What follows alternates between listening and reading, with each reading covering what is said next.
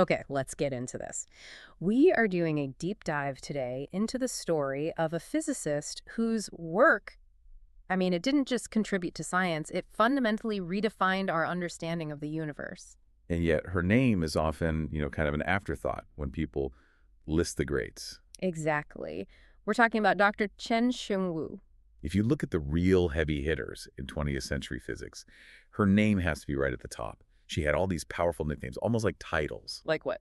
Things like the First Lady of Physics, the Chinese Marie Curie, and maybe most importantly, the Queen of Nuclear Research. And those aren't just, empty praise. They really point to the incredible scope of her work. We're talking about everything from nuclear fission to quantum entanglement, and her work on beta decay was foundational. Absolutely. She was, first and foremost, an experimentalist. A master experimentalist. When she got a result, it was meticulous, it was rigorous, and you just couldn't argue with it. Her precision was basically the gold standard for particle physics. It was. But her story isn't just about scientific genius, is it? It's also a story of, well, profound injustice. And that really brings us to the central puzzle of her career, and it's really the core of our deep dive today. The Nobel Prize. The missing Nobel Prize. Right. If she was this master experimentalist, why do we always hear about the theorists? Why did Dr. Wu, who performed an experiment that some called the most important since the one that led to Einstein's relativity, why did she not get the 1957 Nobel Prize in physics? It's a huge question. The prize went to her colleagues, Tungdao Li and Chen-Ning Yang, for their theoretical idea. They predicted that a fundamental symmetry to the universe might be broken. And she's the one who proved it. She provided the physical, definitive proof, and yet she was left out. It was a huge failure by the Nobel Committee to follow what was, a pretty firm tradition of giving the prize to the experimentalists who actually confirm a theory. It's a massive oversight. Other Nobel winners like Jack Steinberger have called it the biggest mistake the committee ever made. He did, yeah. So our mission for you today is to unpack her life, and we're going to do it chronologically. We want to focus on three huge scientific pillars that make this Nobel omission so staggering. First, her secret, absolutely vital work on the Manhattan Project. Then her incredibly careful work that finally established Enrico Fermi's theory of beta decay. And of course, the big one, the famous high-stakes Wu experiment that shattered a law of nature. We want you to understand not just what she proved, but the sheer genius it took, experimentally and logistically, to actually pull it off. So to get that, we have to start at the beginning, in China. To understand the precision physicist, we have to go back to Wuhe, Jiangsu province, in 1912.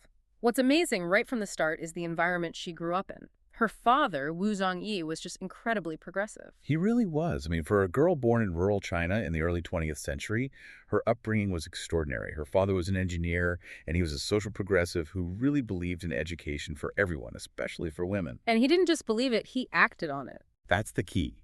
This wasn't just, passive support. He went out and founded the Mingda School for Girls. Yeah. That's where Wu got her primary education. Mm-hmm. He surrounded her with books and scientific journals. He was actively feeding her curiosity. And that encouragement just lit a fire in her. There's this incredible anecdote about her ambition when she was just 11 years old. Right, applying for secondary school. She chose the Suzhou Women's Normal School No. 2. And she picked the hardest path. The absolute hardest. The teacher training track. Yeah. Her family could have paid for an easier school, but she chose this highly competitive, tuition-free program that would guarantee her a job. And to get in, she was ranked 9th out of about 10,000 applicants. Wow. 9th out of 10,000. That kind of drive, that desire for rigor, it was there from the very beginning. And it wasn't just about books. She had this incredible capacity for political conviction, even while she was deep in her studies. At National Central University, where she started in math but switched to physics, she became a student leader. And this was during a really tense time with Japan. We're not talking about minor campus politics here. No, not at all. Yeah. This was the volatile period right before the Sino-Japanese War. For a female physics student to get elected as a leader then was remarkable. She led these huge political protests, even a sit-in at the presidential palace in Nanjing. And she met with Chiang Kai-shek. The students did, yes. But here's what's so telling about her character. The sources say she was incredibly disciplined. She never let all that political turmoil distract her from her studies. That balancing act, intense scientific focus on one hand, and deep moral courage on the other, that really understands her whole life. She also had a key female mentor early on, which must have been so rare. Her supervisor, Gu Wei, she was a female professor who had a PhD from the University of Michigan, and she's the one who really pushed Wu to study abroad. And that advice basically set the stage for her move to the U.S. in 1936. Yeah, she sailed on the SS President Hoover, landed in San Francisco. The plan was to go to the University of Michigan, just like her mentor. But that's not what happened. No.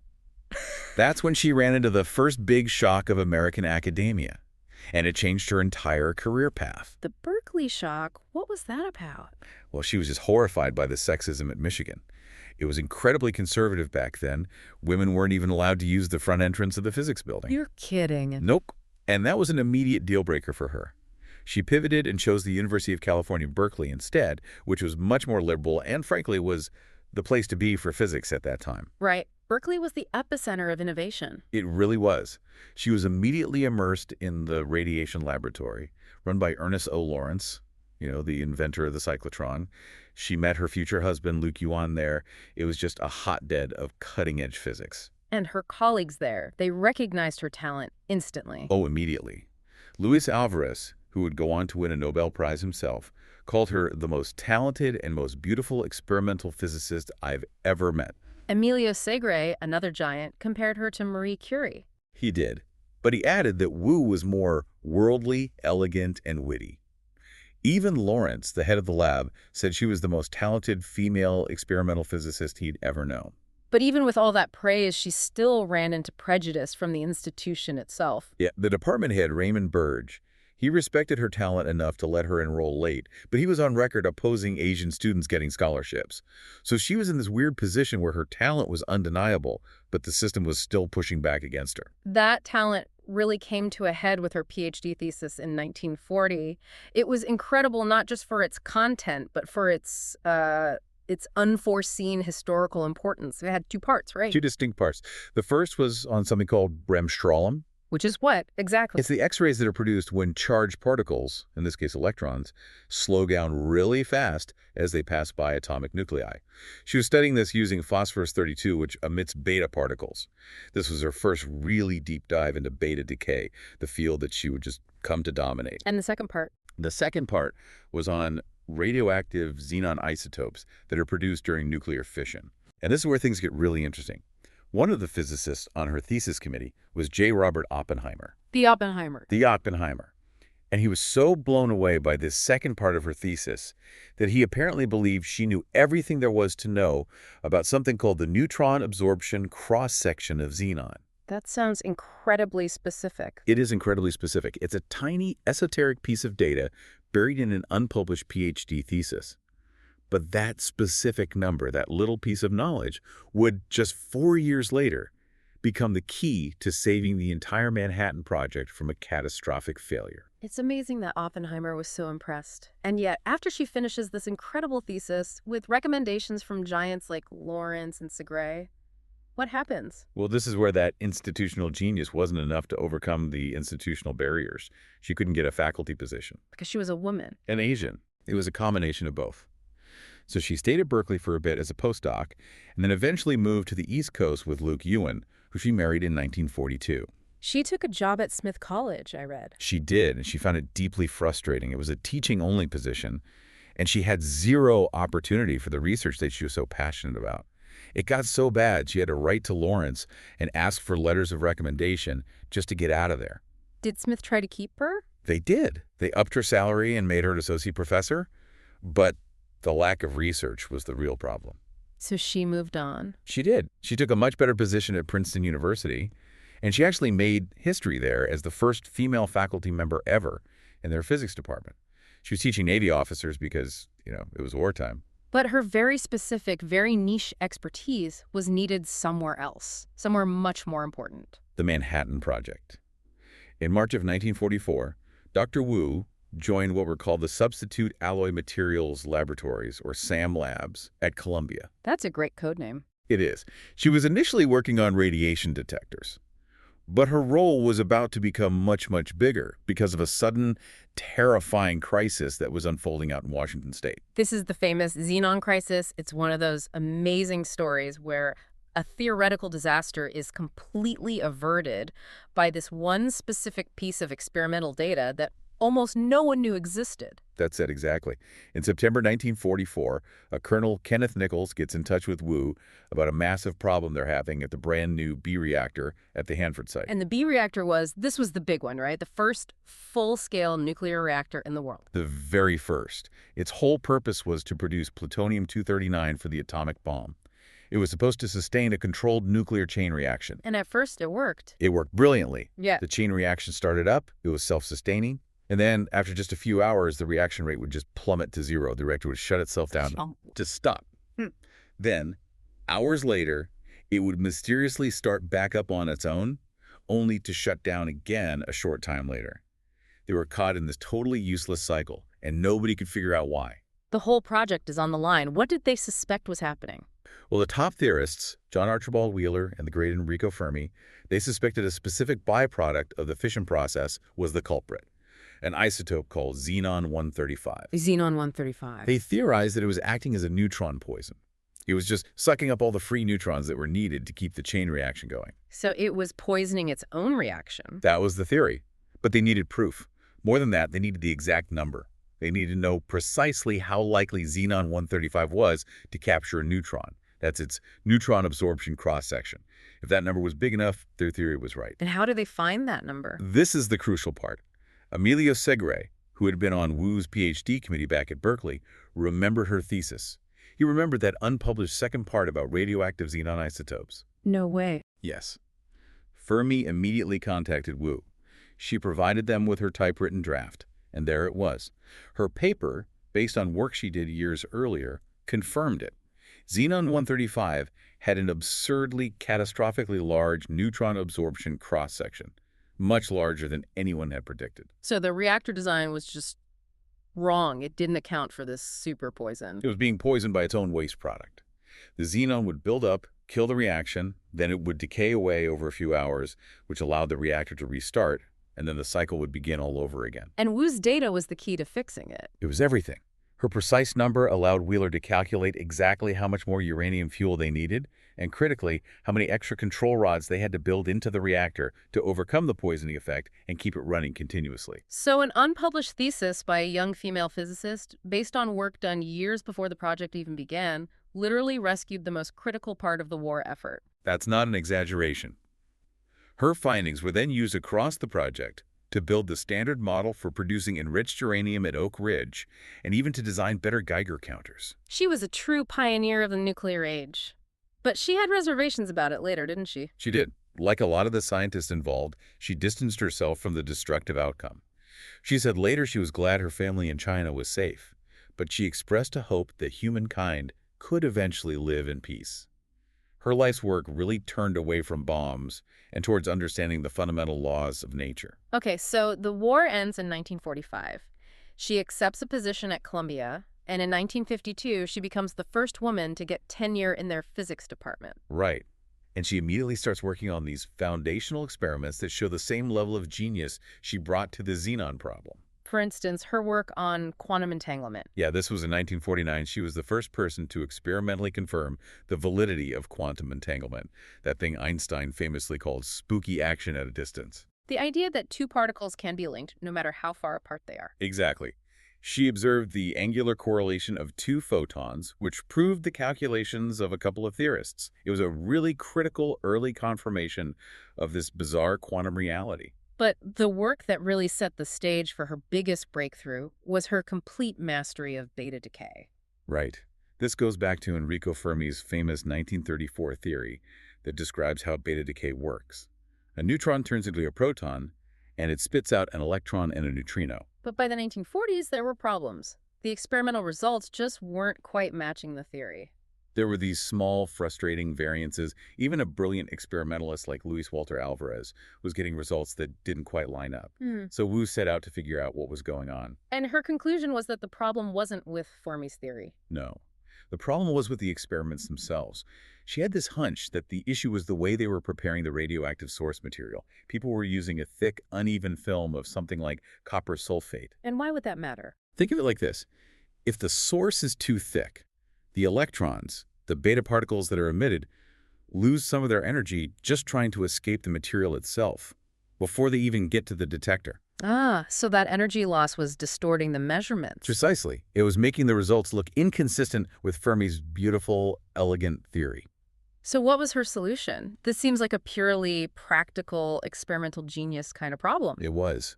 She first took an old solenoidal spectrometer, a device that uses a magnetic field to measure the energy of electrons, and she modified it to be much more precise. Then she developed a new method using detergent to create an incredibly thin, perfectly even film of the radioactive source. So no more energy loss. Almost zero. And when she ran the experiment with her new, pristine setup, The results were perfect. perfectly consistent with Fermi's model, she proved definitively that all those other discrepancies were just due to experimental error. By fixing the apparatus, she validated Fermi's physics, and in the process, she established herself as the world's leading authority on beta decay. And that mastery was the absolute prerequisite for the experiment that was about to change everything. This complete mastery of the beta decay really does set the stage perfectly for the experiment that defines her legacy, shattering the law of parity conservation. We're now in the mid-1950s. That's right. And two of her colleagues at Columbia, the theoretical physicists Sung-Dao Lee and Chen-Ning Yang, they were wrestling with something called the Theta-Tau puzzle. Okay, before we dive into the puzzle, let's make sure we're all clear on what parity even is. What did physicists mean by conservation of parity, and why was it considered such a core, unshakable law? Think of that like a mirror. Parity conservation means that the laws of physics are the same for an event as they are for its mirror image. The universe fundamentally doesn't distinguish between left and right. So if I watch a video of a baseball game and then I watch a mirror image of that video, all the physics, the way the ball flies, the way the bat hits it, all of that should still work. Exactly. Mhm. Physics was assumed to be spatially symmetrical. And this wasn't just a minor idea. It was considered a fundamental principle that applied to all four forces of nature: gravity, electromagnetism, the strong force, and the weak force. It was an assumed truth. It was elegant. It was very elegant. But these two particles, the theta meson and the tau meson, were causing a huge problem for this elegant idea. The theta-tau puzzle. Right? These two particles seemed completely identical. They had the same mass, the same lifetime, the same charge. But they decayed into completely different final states. And those final states had different parities. Okay, that is a puzzle. It's like having two identical billiard balls, but when you hit them in exactly the same way, one shatters and the other one just rolls away. That's a great analogy. If parity was conserved, as everyone believed, then these had to be two different particles. They just happened to look identical. But if they were, in fact, the same particle, then parity had to be violated. So Li and Yang had this radical idea. What if, just for the weak interaction, the force governing this strange decay, what if parity isn't conserved at all? That was their theory. But it was scientific heresy. They designed a kind of pencil and paper experiment to test it, but they were terrified.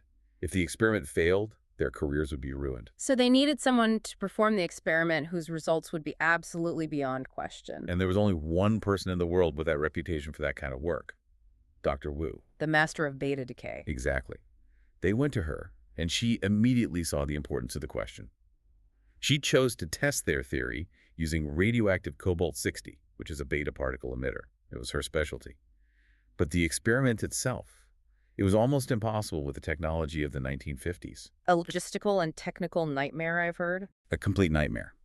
She needed to achieve two extreme conditions at the same time, and she spent a whole year on this, putting all her other research on hold. Okay, let's break it down. Condition 1, cryogenics. She needed to get the cobalt-60 sample incredibly cold. Why? She had to get the atoms to stop wiggling around. At normal temperatures, the nuclei in the cobalt are all spinning in random directions. If you're trying to measure a directional preference, all that randomness just averages out to zero. So you wouldn't see anything even if the effect was there. Correct. So she had to cool the sample down to just fractions of a degree above absolute zero, about 0.003 Kelvin.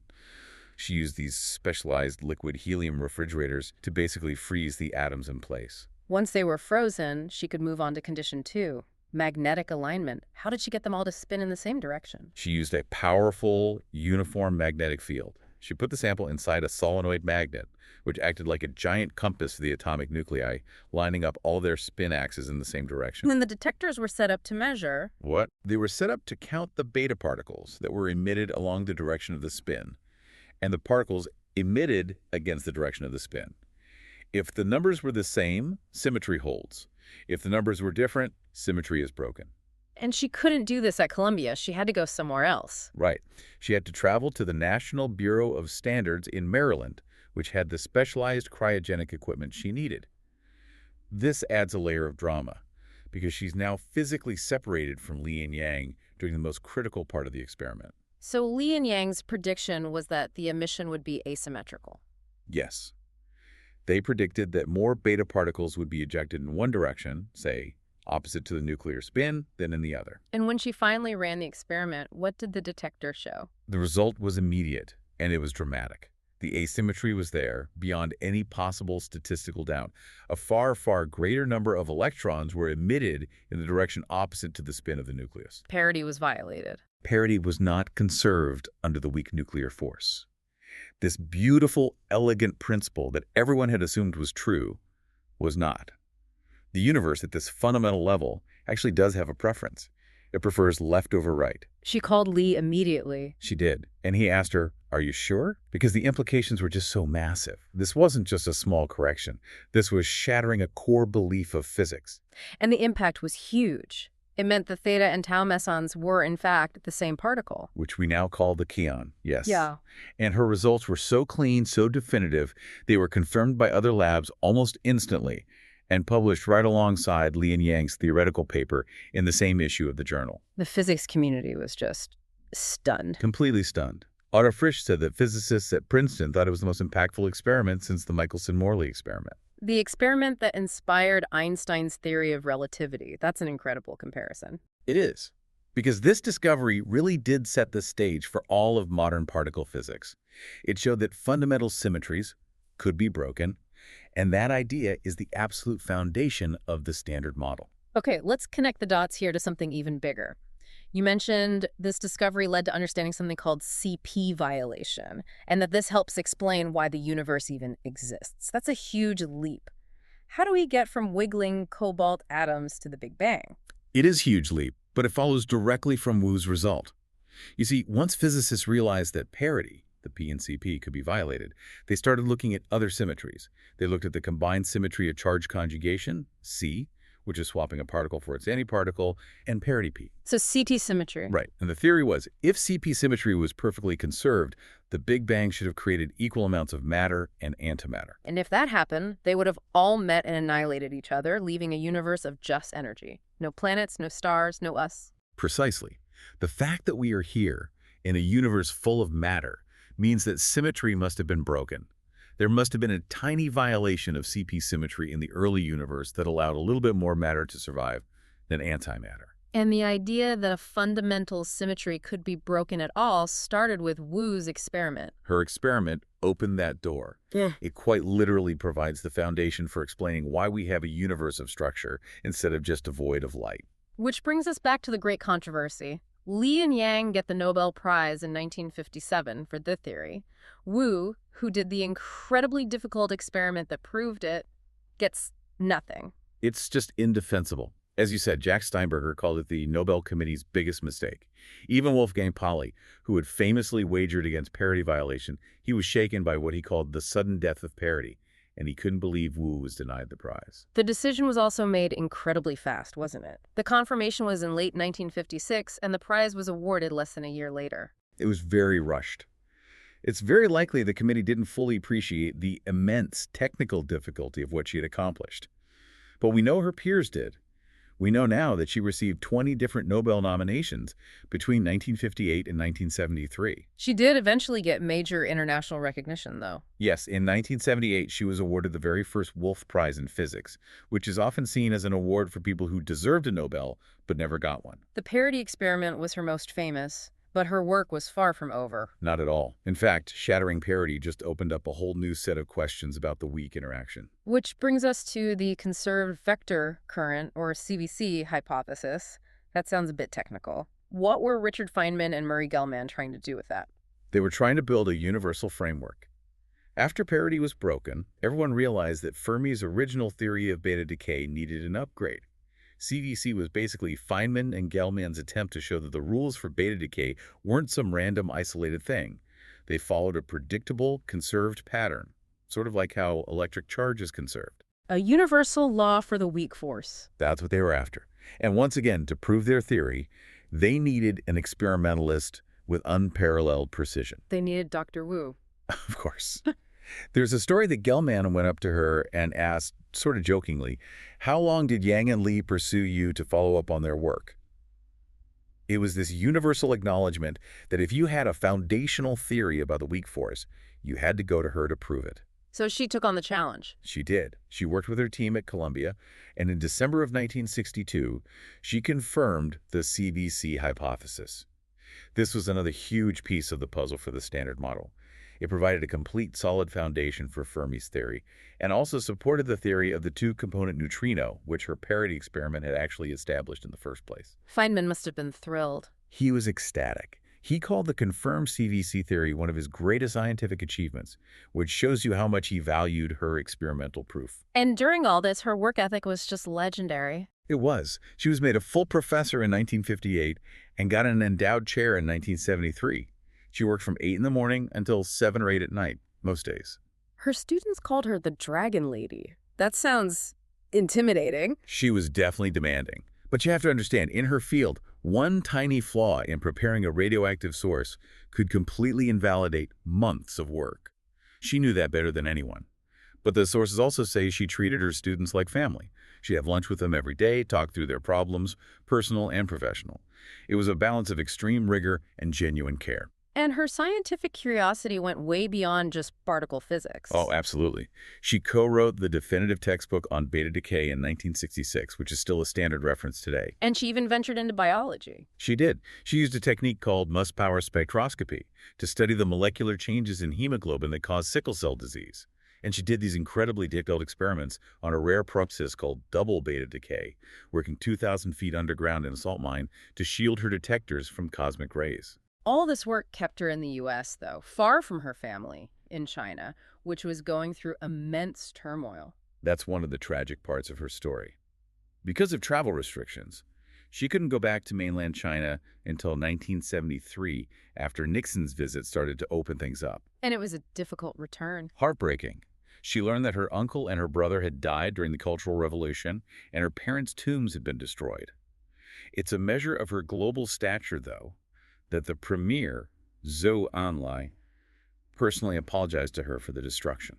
As her career went on, she became much more outspoken, not just about science, but about social issues. She really started to leverage her scientific authority for advocacy. She successfully protested for the human rights of journalists and academics imprisoned in Taiwan, using her international reputation to pressure the government. And she spoke out forcefully against gender discrimination. Her most famous quote on that came at an MIT symposium in 1964. She just asked the audience, "I wonder whether the tiny atoms and nuclei, or the mathematical symbols or the DNA molecules have any preference for either masculine or feminine treatment." I read that it got huge applause. It did. It just perfectly captured the absurdity of gender bias in a field that's supposed to be purely about merit and intellect. She also insisted on being called Professor Wu, not Professor Yuan, her husband's name. She was very particular about that professional respect.